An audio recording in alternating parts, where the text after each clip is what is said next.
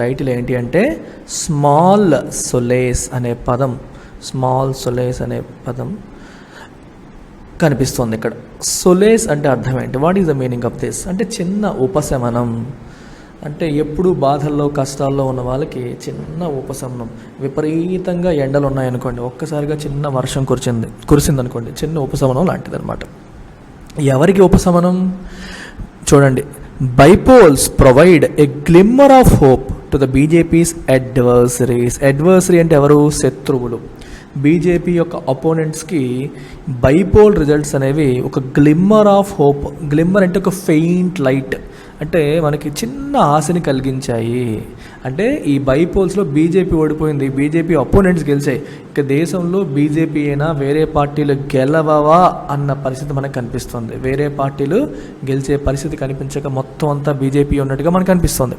అలాంటి టైంలో బైపోల్స్ అనేవి మనకి చిన్న హోప్ని ఇచ్చే. ఎవరికి? అడ్వర్సరీస్కి, అపోనెంట్స్కి, శత్రువులకి ఒక హోప్ ఇచ్చాయన్నమాట. అపోనెంట్స్ గెలిచాయని అర్థం. Gleaning insights from bipoles, unless they are held at the fag end of a regime's tenure, is fraught with risk of over-interpretation. Very good sentence అమ్మాయి, చూడండి. Gleaning insights అంటే దాని నుంచి మనం ఏం తీసుకోగలం అనేది. ఫర్ ఎగ్జాంపుల్, మీకు ఒక బైపోల్ రిజల్ట్స్ కండక్ట్ చేశారు, ఒక సర్వే కండక్ట్ చేశారు. సర్వేలో వచ్చిన ఇన్ఫర్మేషన్ నుంచి, డేటా నుంచి what can we take from it, దాన్ని ఏమంటాం? ఇన్సైట్ అంటాం. డేటా నుంచి మనం తీసుకోగలిగేది, ఒక రిజల్ట్ నుంచి మనం తీసుకోగలిగేది, ఏం నేర్చుకోవచ్చు, దాని నుంచి మనం ఏం తెలుసుకోవచ్చు అనేది ఇన్సైట్. గ్లీనింగ్ అంటే తీసుకోవడం, లాక్కోవడం, దాని నుంచి తీసుకోవడం అని అర్థం. దేని నుంచి? బై ఎలక్షన్స్ నుంచి. బై ఎలక్షన్స్లో బీజేపీ ఓడిపోయింది, అపోనెంట్స్ గెలిచాయి అనేది మనకు తెలుస్తుంది. దీని నుంచి మనం ఇన్సైట్స్ తీసుకోవడం అనేది is fraught with risk of over interpretation risk ఉంటుంది దాంట్లో. అరే, బైపోల్స్లో కాంగ్రెస్ గెలిచేసింది, అయితే నెక్స్ట్ ఎలక్షన్స్ పెడితే కాంగ్రెసే గెలిచేస్తుందేమో అని ఓవర్గా మనం ఇంటర్ప్రిట్ చేసే రిస్క్ ఉంది. ఫ్రాట్ విత్ అంటే ఫిల్డ్ విత్. అయితే ఇక్కడ సెంటెన్స్ రాశారు, unless they are held at the fag end of the regime's tenure. Regime అంటే గవర్నమెంట్ సిస్టమ్ అని అర్థం. టెన్యూర్ అంటే దాని పదవీ కాలం. ఫ్యాగ్ ఎండ్ అంటే టువర్డ్స్ ది ఎండ్. మీకు చిన్న ఎగ్జాంపుల్ చెప్తాను. ఇప్పుడు ఏదైనా సరే ఒక ప్రభుత్వం 2019లో అధికారంలోకి వచ్చింది. సో 2024 వరకు అధికారంలో ఉంటుంది, రైట్? 2022లో బై ఎలక్షన్స్ జరిగాయి అనుకోండి, ఓకే. అలాగే 2024 బిగినింగ్లో, అంటే ఇంకా పదవీ కాలం పూర్తయ్యే టైంలో బై ఎలక్షన్స్ జరిగాయి అనుకోండి. ఈ రెండు ఎలక్షన్స్కి చిన్న డిఫరెన్స్ ఉంది. 2022లో బై ఎలక్షన్స్ జరిగాయి అనుకోండి, ఇందులో అధికార పార్టీ, రూలింగ్ పార్టీ గెలిచింది అనుకోండి. అది క్వైట్ కామన్. జనరల్గా బై ఎలక్షన్స్లో రూలింగ్ పార్టీ గెలుస్తూ ఉంటుంది. కాబట్టి ఫైనల్ ఎలక్షన్స్లో కూడా రూలింగ్ పార్టీ గెలుస్తుందని అంచనా వేసామనుకోండి, తప్పు అయిపోతుంది. ఎందుకంటే ఇక్కడికి 2 years టైం ఉంది. జనరల్గా ఏం ఆలోచిస్తారు? ఇప్పుడు రూలింగ్ పార్టీ వాడిని గెలిపిస్తే 2 సంవత్సరాలు వాళ్ళే అధికారంలో ఉన్నారు కాబట్టి కాన్స్టిట్యూషన్ ఏమైనా డెవలప్ చేస్తాడేమో అన్న ఆశతో జనరల్గా రూలింగ్ పార్టీకి ఓట్లు పడతాయి. ప్లస్ అపోజిషన్ పార్టీ వాడు ఒక్క బై ఎలక్షన్ కోసం వాడు ఎనర్జీ అంతా పెట్టలేడు, మొత్తం మొబిలైజ్ చేయలేడు, డబ్బులు పెట్టలేడు, దానివల్ల కూడా కొంచెం ఆగుతుంది. అలా కాకుండా టువర్డ్స్ ది ఎండ్, అసలు ఎలక్షన్స్ రాబోతున్నాయి అనే టైంలో బై ఎలక్షన్స్ జరిగాయి అనుకోండి, అప్పుడు సీన్ మారిపోతుంది. ప్రజలు కూడా ఈ ఒక 6 నెలల టైం ఉందనుకోండి, ఈ 6 నెలలని దృష్టిలో పెట్టుకొని, లేదా 1 year టైం ఉందనుకోండి అసలు ఎలక్షన్స్కి, ఈ 1 year ఉంది కాబట్టి మనకేమో కాన్స్టిట్యూషన్ డెవలప్మెంట్ అవుతుందేమో అని అనుకో, యాక్చువల్ మూడ్ని రిఫ్లెక్ట్ చేస్తారు. అధికార పార్టీ మీద విసుగ్గా ఉన్నారనుకోండి, అధికార పార్టీని ఓడించేస్తారు. అధికార పార్టీతో ఫేవరబుల్గా ఉన్నారనుకోండి, గెలిపించేస్తారు. ఈ మూడు మనం గెస్ చేయొచ్చు. ఫైనల్ ఎలక్షన్స్కి ఇది ఒక ఇండికేషన్ అని చెప్పి అనుకోవచ్చు. అదే రాశారు ఇక్కడ, టువర్డ్స్ ది ఫ్యాగ్ ఎండ్. ఈ చివరిలో జరిగితే దాన్ని మనం ఒరిజినల్గా దాన్ని బట్టి మనం ఇంటర్ప్రిటేషన్ చేయొచ్చు, కానీ మధ్యలో జరిగితే ఇంటర్ప్రిటేషన్ చేయడానికి లేదు. In 3 of the 4 assembly constituencies and in the loan Lok Sabha seat for which by elections were held, the ruling party in the state one. ఆ రాష్ట్రంలో రూలింగ్ పార్టీయే గెలిచింది ఈ 4 వాటిలో కూడా. Except in Bihar wear the RJD manage to rest a seat. ఒక్క బీహార్లో మాత్రమే అపోజిషన్ పార్టీ ఒక్క సీట్ని లాక్కోగలిగింది. రెస్ట్ అంటే టు బీ ఏబుల్ టు తీసుకోవడం, లాక్కోగలడం అనమాట. ఒక సీట్ని తన వైపు లాక్కోగలిగింది అని అర్థం. ఆర్డినరీలీ జనరల్గా ఏం జరుగుతుంది, the expectation is for ruling parties to fare better in by ఎలక్షన్స్లో రూలింగ్ పార్టీలే జనరల్గా బాగా చేస్తాయనేది ఎక్స్పెక్టేషన్. దానికి కారణాలు ఉన్నాయి, there are reasons for this. ఏంటవి? There is little incentive for opposition parties to mobilize their votes in full strength if there is no chance of attaining power, and ruling parties tend to get adherents to vote with a promise of development schemes in the constituency. రెండు reasons. ఒకటి, opposition party energy అంతా పెట్టి ఓటర్స్ని mobilise చేయడానికి ముందుకు రాదు. ఎందుకు? ఆ ఒక్క అసెంబ్లీ సీట్ గెలిచినా నీకు అధికారం వస్తుందా? రాదు. నువ్వు అపోజిషన్లోనే కూర్చోవాలి. అందుకని వాళ్ళు ఎక్కువగా వాళ్ళని మొబిలైజ్ చేయరు. కాబట్టి there is little incentive. Little అంటే ఆల్మోస్ట్ నో. లిటిల్ అంటే మీనింగ్ ఏంటి? Almost no. గుర్తుపెట్టుకోవాలి. ఏ లిటిల్ అంటే సమ్ అని, కొంచెం అని అర్థం. Little without article a little అని రాశారనుకోండి, ఆల్మోస్ట్ నో అని అర్థం. లిటిల్ ఇన్సెంటివ్ అంటే ఆల్మోస్ట్ నో ఇన్సెంటివ్, ఏ బెనిఫిట్ లేదు అపోజిషన్ పార్టీకి to mobilise their voters in full strength. ఓటర్స్ని మొబిలైజ్ చేయడానికి ఎటువంటి బెనిఫిట్స్ లేదు, ఎటువంటి మోటివేషన్ కూడా ఉండదు. ఎందుకంటే ఎలాగో వాళ్ళకి పదవిలోకి వచ్చే అవకాశం, అధికారంలోకి వచ్చే అవకాశం లేదు కాబట్టి. అండ్ రూలింగ్ పార్టీస్ ఏం చేస్తాయి? Tend to get adherence to vote with a promise of మీ కాన్స్టిట్యుయెన్సీలో డెవలప్మెంట్ స్కీమ్స్ మేము తీసుకొస్తామని ప్రామిస్ చేసి వాళ్ళందరూ వాళ్ళకి ఓటేసేలాగా అపోజిషన్ పార్టీస్, రూలింగ్ పార్టీస్ చేసుకుంటాయి. ఇది జనరల్గా బై ఎలక్షన్ జరిగేటప్పుడు జరిగే trend. This might not be the case when elections are held in the late term for a regime. అలా కాకుండా 1 year ఉందగా లేదా 8 months ఉందన్నగా ఎలక్షన్స్ జరిగాయి అనుకోండి, అప్పుడు ట్రెండ్ వేరు. These are litmus test for the popularity as regular polls beckon, and regular polls రాబోతున్నాయి కాబట్టి ఇది ఒక లిట్మస్ టెస్ట్ లాంటిది. అంటే బై పోల్ రిజల్ట్ బట్టి మనం రెగ్యులర్ పోల్లో ప్రజల మూడ్ ఎలా ఉందో మనం ఎస్టిమేట్ చేయొచ్చు. ఎప్పుడు? Towards the end, fag end, చివర్లో మనకి ఈ బై ఎలక్షన్స్ జరిగితే దాన్ని మనం ఒక లిట్మస్ టెస్ట్ కింద తీసుకోవచ్చు. దాన్ని బట్టే మనకి నెక్స్ట్ ఏం జరుగుతుందో మనం అంచనా వేసే అవకాశం అనేది ఉంటుంది. వెరీ వెరీ ఇంపార్టెంట్ ఇది. But except for Chhattisgarh, the bypolls in Bihar, Maharashtra, West Bengal were held in states where governments had barely reached or crossed their mid-term. ఛత్తీస్గఢ్లో తప్పితే మిగిలిన అన్ని స్టేట్స్లో కూడా ఇంకా మిడ్ టర్మ్ కూడా రీచ్ అవ్వాల, జస్ట్ అప్పుడే అలా రీచ్ అవుతున్నారు. సిన్స్ అంటే నుండి రెగ్యులర్ ఎలక్షన్స్ నుండి మిడ్ టర్మ్కి వచ్చారు అంతే, కంప్లీట్ కాలేదు ఇంకా. In that sense the Congress party, whose recent electoral performances have indicated its distress, will take solace from the Kariagar result in Chhattisgarh. అర్థమవుతుందా? సో జనరల్గా ఒక ఈ సెన్స్లో తీసుకుంటే మనకి Congress party whose recent electoral performance have indicated is distress. Congress party ఎలా ఉంది? Worst సిచ్యువేషన్లో ఉంది, దాని పరిస్థితి ఏమాత్రం బాగాలేదు అనేది మనకి క్లియర్గా రీసెంట్ పర్ఫార్మెన్సెస్లో తెలిసిపోతుంది. It is in distress, it is not in a great space. బాగాలేదు, యాంగ్జైటీలో, పెయిన్లో, సారోలో ఉంది. ఇలాంటిది ఛత్తీస్గఢ్లో ఈ ఒక్క రిజల్ట్ గెలిచింది కాబట్టి దాని నుంచి కొంత ఉపశమనాన్ని కాంగ్రెస్ పార్టీ పొందవచ్చు. ఛత్తీస్గఢ్లో మాత్రమే ఎలక్షన్స్ ఆల్మోస్ట్ రెగ్యులర్ ఎలక్షన్స్ కూడా దగ్గరలో ఉన్నాయి, అక్కడ ఇది గెలిచింది. అపోజిషన్లో ఉండి కూడా కాంగ్రెస్ పార్టీ దగ్గరలో గెలిచింది కాబట్టి, రూలింగ్ పార్టీలో ఉండి కాంగ్రెస్ గెలిచింది కాబట్టి రెగ్యులర్ ఎలక్షన్స్లో కూడా గెలవచ్చు అనే ఇండికేషన్ వస్తుంది. Its candidate Yashoda Varma won handily with a 53% vote share, wresting the seat from Janata Congress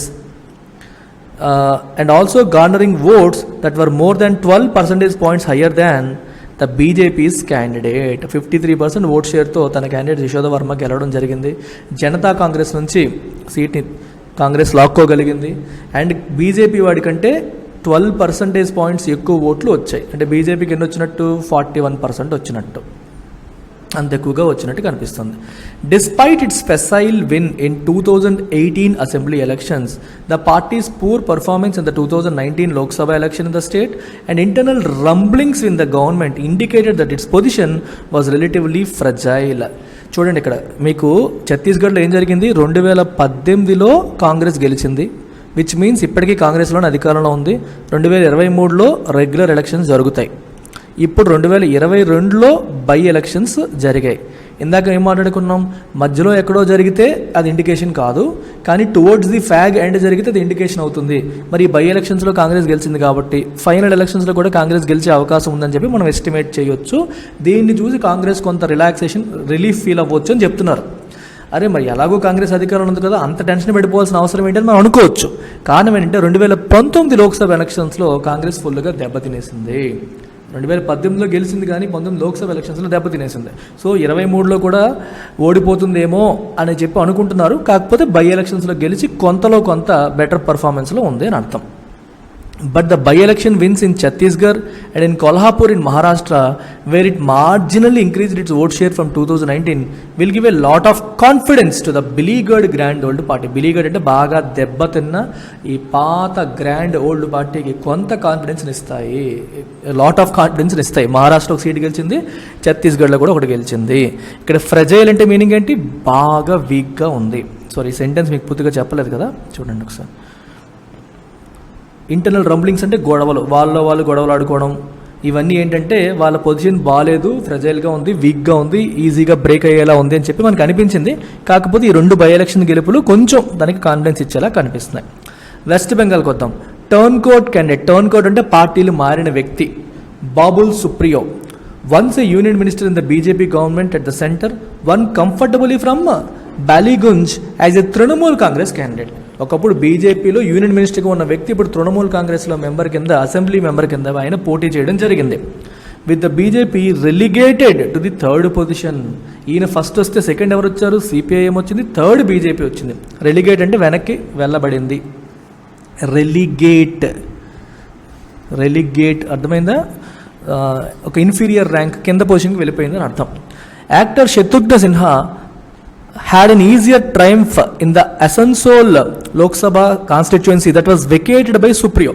ఈ బాబుల్ సుప్రియో లోక్సభ సీట్ని వెకేట్ చేసి ఇటువైపు వచ్చేసాడు. ఈయన వెకేట్ చేసిన ప్లేస్లో శత్రుఘ్న సిన్హా పోటీ చేయడం జరిగింది. ఆయన కూడా ఈజీగా, ట్రయంఫ్ అంటే విజయం, ఈజీగా గెలవడం అనేది జరిగింది. As the Trinamool Congress continue to consolidate the success of party. Already success సాధించింది అసెంబ్లీ ఎలక్షన్స్లో, లోక్సభ ఎలక్షన్స్లోనూ బాగానే వచ్చే సీట్లు, దాన్ని కన్సాలిడేట్ చేసుకుంటుంది, ఇంకా బలం పెంచుకుంటుంది, బలాన్ని ఇంకా దగ్గర ఏమంటారంటే తన పొజిషన్ని కన్సాలిడేట్ చేసుకుంటుంది అని చెప్పి మనం అనొచ్చు. కన్సాలిడేట్ అంటే మీనింగ్ ఏంటి మీకు? ఇంకా స్ట్రాంగ్ చేసుకోవడం, కంబైన్ చేసుకోవడం. సో ఇక్కడ ఒక విన్ వచ్చింది, ఇక్కడ ఒక విన్ వచ్చింది, వీటన్నిటిని కలిపి ఇంకా స్ట్రాంగ్గా తయారయ్యే కార్యక్రమంలో మనకి తృణమూల్ కాంగ్రెస్ ఉందని చెప్పి కనిపిస్తోంది. The bypoll suggest that the Trinamool has manage to weather the BJP's challenge and also benefited from a fragmented opposition space. BJP ఛాలెంజ్ని తట్టుకోగలిగింది. ఇక్కడ వెదర్ అనే పదం చూడండి, WEATHER. వెదర్ అంటే వాతావరణం ఎలా ఉంది, వాళ్ళ వెదర్ ఎలా ఉంది అంటాం, అది కాదు. ఇక్కడ వెదర్ అంటే తట్టుకోగలడం, నిలబడగలగడం, కష్టాన్ని ఎదుర్కోగలడం. చూడండి, వెదర్ ది స్టామ్ అన్నారనుకోండి, స్టామ్ అంటే తెలుసు కదా మీకు, స్టామ్స్ని తట్టుకోగలడం, ఎదుర్కోగలడం. ఓకేనా? వెదర్, స్టామీ వెదర్, ఇది మీకు బాగుంటుంది. ఉరుములు మెరుపులతో ఉన్న వాతావరణాన్ని, పరిస్థితిని తట్టుకోగలడం, ఎదుర్కోవడం. వెదర్ అంటే తట్టుకోగలడం, ఎదుర్కోవడం అనే మీనింగ్. ఇది వర్బ్. ఇక్కడ వెదర్ ఇదేమో నౌన్ అనమాట. 2 మీనింగ్స్ ఉంటాయి వెదర్ అనే పదానికి. చాలామందికి ఈ మీనింగ్ తెలియదు, అందుకే కాంటెక్స్చువల్గా చూడాలి. సందర్భాన్ని బట్టి ఆ పదం యొక్క మీనింగ్ ఏంటి అని మనం చూసుకోవాలి. గుడ్డిగా వెదర్ అంటే నాకు తెలుసు కదా అని అనుకోకూడదు. అక్కడ వెదర్ అంటే వాతావరణం అనే మీనింగ్ మనకి సెట్ అవుతుందా? సెట్ అవ్వట్లేదు. సో వెదర్ అంటే మీనింగ్ ఏంటి? కమ్ సేఫ్లీ, సేఫ్గా మనం బయటపడడం, తట్టుకోగలగడం, ఎదుర్కోగలగడం అనే మీనింగ్ ఉంది. ఇంకో మీనింగ్ కూడా ఉంది వెదర్కి. చూడండి, ఇది ఎంత beautiful sentence, beautiful word. Weather అనే పదానికి ఒక వెర్బ్గా తీసుకుంటే ఒకటేంటి? సేఫ్గా తట్టుకోగలడం, బయటపడడం, తట్టుకోగలడం. బోట్ ఏమో had weathered the storm well. Boat సముద్రంలోకి వెళ్ళింది, స్టామీ వెదర్ ఉంది, దాన్ని తట్టుకోగలిగి మెల్లగా వచ్చేసింది అని అర్థం. ఇది ఒక మీనింగ్, ఇది పాజిటివ్ మీనింగ్. ఇంకో మీనింగ్ చూడండి, సెకండ్ మీనింగ్ చెప్తాను. ఇందులో మీనింగ్ ఏంటంటే చూడండి, మీకు ఆల్మోస్ట్ ఒక వస్తువు ఉందనుకోండి, ఇట్ హెస్ కంప్లీట్లీ వెదర్డ్ అంటారు. వెదర్డ్ అంటే అర్థం ఏంటంటే దాని రంగు పోయింది, స్కిన్ కలర్ పోయింది. అంటే ఎక్కువ కాలం గాలికి ఎక్స్పోజ్ అవ్వడం వల్ల, బ్యాడ్ వాతావరణానికి ఎక్స్పోజ్ అవ్వడం వల్ల కొన్ని రంగులు పోతాయి. కారు చూడండి, రంగులు పింపురు పట్టేస్తూ ఉంటాయి, దాన్ని కూడా వెదరింగ్ అంటారు, వెదరింగ్ ఫినామినన్ అంటారు. అంటే పాడైపోవడం, లాంగ్ ఎక్స్పోజర్ వల్ల పాడైపోవడం. మీకు రాక్ సైకిల్ చదువుతూ ఉంటారు జియోగ్రఫీలో. జియోగ్రఫీలో రాక్ సైకిల్ చదివేటప్పుడు కూడా వెదరింగ్ ఫెనామినన్ అంటారు. అంటే స్ట్రాంగ్గా ఉండేవి ఎక్కువ కాలం అట్మాస్ఫియరిక్ ఎక్స్పోజర్ వల్ల అలాగా వీక్ అయిపోతూ ఉంటాయి, వెదరింగ్ అంటాం దాన్ని. సో ఇక్కడ వెదరింగ్ మీనింగ్ ఏంటి? నెగిటివ్ సెన్స్లో వచ్చింది, ఇక్కడేమో పాజిటివ్ వచ్చింది. ఇంకోటి వెదర్ అంటే వాతావరణం అనే మీనింగ్. నౌన్గా తీసుకుంటే సందర్భాన్ని బట్టి ఏ మీనింగ్ అనేది మనం చూడాలి. ఇక్కడ ఈ మీనింగ్ నేను ఎలా గెస్ చేశాను? బీజేపీ యొక్క ఛాలెంజ్ అనేది ఒక డిఫికల్ట్ థింగ్ కదా, దాన్ని తట్టుకోగలిగింది. వాతావరణం అనే మీనింగ్ ఫిట్ కావట్లేదు, పూర్తిగా పాడైపోయింది అనేది కూడా రాదు, ఎందుకంటే హ్యాజ్ మేనేజ్డ్ అని రాశారు. ఆ ఛాలెంజ్ని తట్టుకోగలిగింది అని అర్థం అనమాట. And also benefited from a fragmented opposition space. Opposition కూడా యునైటెడ్గా లేదు, ముక్కల ఉంది. బీజేపీకి సిపిఐఎంకి పడదు, కాంగ్రెస్ ఆల్రెడీ వీక్గా ఉంది, దానివల్ల కూడా తృణమూల్ కాంగ్రెస్కి బెనిఫిట్ అయింది. Bihar had witnessed A close assembly election in 2020 in terms of vote shares. బీహార్లో 2020 ఎలక్షన్స్ జరిగాయి, అందులో పోటాపోటీగా జరిగింది. With the ruling NDA winning 37.26% of the votes, marginally ahead of RJD-led Grand Alliance's 37.23. చూడండి, జస్ట్ 0.03% డిఫరెన్స్ ఉంది. ఇప్పుడు ఏం జరిగింది? ఆర్జేడీ గెలిచింది. అసెంబ్లీ ఎలక్షన్స్లో మనకి ఎన్డీఏ గెలిచినప్పటికీ ఈ బై ఎలక్షన్స్లో ఆర్జేడీ గెలిచింది. RJD's win in Bokhahan indicates that notwithstanding the BJP's dominance, notwithstanding అంటే in spite of, notwithstanding అంటే మీనింగ్ ఏంటమ్మా? in spite of అని అర్థం. In spite of BJP's dominance in Hindi heartland, there are still quite a few pockets of resistance. అది మనకేం చెప్తుంది? BJP ఎంత Hindi హాట్లాండ్స్లో dominate చేస్తున్నప్పటికీ కొన్ని ఏరియాలు ఉన్నాయి, బీజేపీని ఎదుర్కొనే శక్తులు ఇంకా బతికే ఉన్నాయి అని చెప్పి ఇది ఇండికేట్ చేస్తుంది. అందుకే బీజేపీ యొక్క అపోనెంట్స్ అన్నింటికీ కూడా, ఆల్ ది అపోనెంట్స్ ఆఫ్ బీజేపీకి ఇది ఒక చిన్న గ్లిమ్మర్ ఆఫ్ హోప్. ఇంకా ఇండియా అంతా బీజేపీయే ఉంటుంది, వేరే స్టేట్స్ వేరే పార్టీలకి అసలు అవకాశమే లేదు అనుకున్న క్షణంలో ఈ బై ఎలక్షన్స్లో బీజేపీ ఓడిపోవడం అనేది వీళ్ళందరికీ ఒక చిన్న హోప్ని కలిగిస్తోంది అని దీని యొక్క అర్థం. అంతకంటే దీంట్లో ఏం లేదు, పెద్దగా మీకు యూస్ఫుల్ ఎడిటోరియల్ అయితే కాదు. జస్ట్ మీ చదువుకునే ఫ్లో ఆగకూడదు కాబట్టి చదవాలి, ప్రతిరోజు వొకాబులరీ అయినా అట్లీస్ట్ పికప్ చేసుకోవాలి. ఆ యాంగిల్లో మీకు ఉపయోగపడుతుంది. ఓకేనా? దట్స్ అబౌట్ ఇట్ అమ్మా. Take care, bye.